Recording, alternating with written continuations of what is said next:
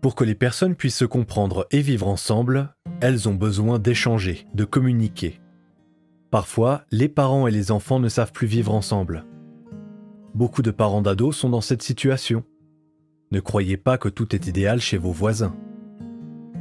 Pourquoi les parents et les ados ont-ils de la peine à interagir ? Les ados trouvent parfois que leurs parents posent des questions juste sur l'école et pas sur comment ils vont. Certains ados pensent que les parents, c'est fait pour gronder tout le temps, qu'ils ne sont jamais contents. Et d'autres aimeraient bien que les parents s'intéressent à eux. Des fois, les parents ne savent plus où ils en sont. Leur ado ne parle plus, et tout à coup parle tout le temps. Une petite remarque et l'ado claque la porte de sa chambre. Des fois, leur fille ou leur garçon leur parle en criant. Les parents ont alors l'impression de ne pas être respectés.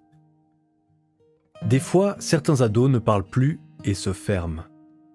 C'est peut-être plus calme, mais ça peut être un sérieux signe d'alarme. Votre ado est-elle de mauvaise humeur, en colère ou très silencieuse ?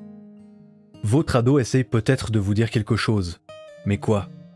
Ce n'est pas clair, il faut chercher à comprendre. Allez plus loin que la grimace qu'elle fait quand elle parle. Comment s'y retrouver ? Le plus important est de garder une communication possible, de parler de ce qui se passe. N'ayez pas peur de déranger votre ado. Ça fait des heures que votre enfant est dans sa chambre. Toquez à la porte de sa chambre et demandez-lui comment ça va. Profitez des moments ensemble.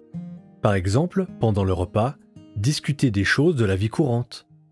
Ou pendant un trajet en voiture. Interrogez-la sur ses expériences de jeux sur Internet. Pendant ces moments, montrez que vous l'écoutez attentivement. Laissez-la parler en évitant de l'interrompre. Aussi si vous n'êtes pas tout à fait d'accord avec ses propos. D'autres trucs facilitent de bons échanges. Évitez les « jamais » et « toujours » qui généralisent. Plutôt que « comme d'habitude tu laisses traîner tes affaires partout », essayez de parler en « je ». Dites ce que vous ressentez. Discutez du comportement, pas de la personne. Ça pourrait donner « Pour moi, c'est plus pratique et plus agréable de vivre dans un appartement en ordre. S'il te plaît, range tes affaires. » Et si plus rien ne va, les professionnels vous aideront à trouver d'autres idées. C'est comme ça qu'on grandit toutes et tous, un petit peu. Retrouvez des adresses et d'autres informations sur monado.ch.